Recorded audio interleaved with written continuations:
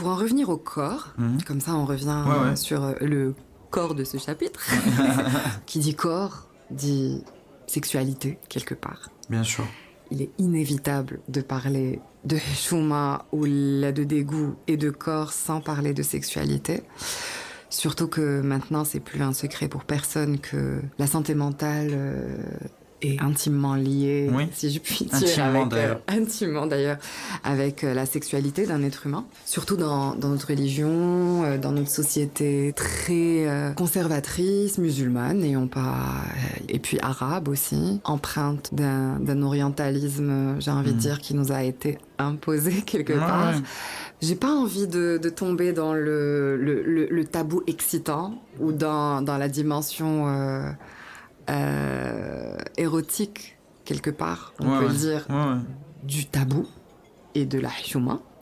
Mais est-ce que tu penses qu'une sexualité plus débridée est envisageable dans notre société telle qu'elle est maintenant?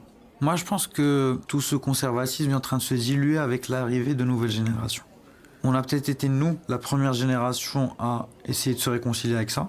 Et il y a déjà une nouvelle génération qui arrive qui vont peut-être faire en sorte que la pensée, la conviction globale dans le pays puisse évoluer de façon très subtile vers une sexualité plus débridée.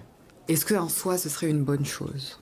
Je pense que ce qui est vraiment important, c'est qu'on soit éduqué. Est-ce que les parents marocains jeunes, maintenant de notre âge en l'occurrence, ont l'intention ou font déjà des pas pour discuter de sexualité, de rapport au corps avec leurs enfants? Je pense que ça rejoint ce qu'on disait il y a 2 minutes, dans le sens où cette génération actuelle, ceux qui ont peut-être 35-40 ans aujourd'hui, ont cette volonté que leurs enfants ne vivent pas ce qu'ils ont vécu. La volonté y est, mais est-ce que la manière et le courage y sont aussi? Je sais pas si tu vois ce que je veux dire, parce que personnellement, ma mère, un peu plus que mon père, je suis une fille aussi, j'imagine que c'est plus simple dans ce sens-là.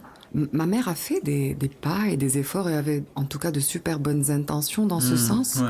Mais je crois que le message n'est pas arrivé de la manière la plus optimale, quoi. C'est que même les parents d'Abba devraient bénéficier d'une éducation. Je sais pas si Bien sûr, être parent, ça ne s'apprend pas, pour l'instant.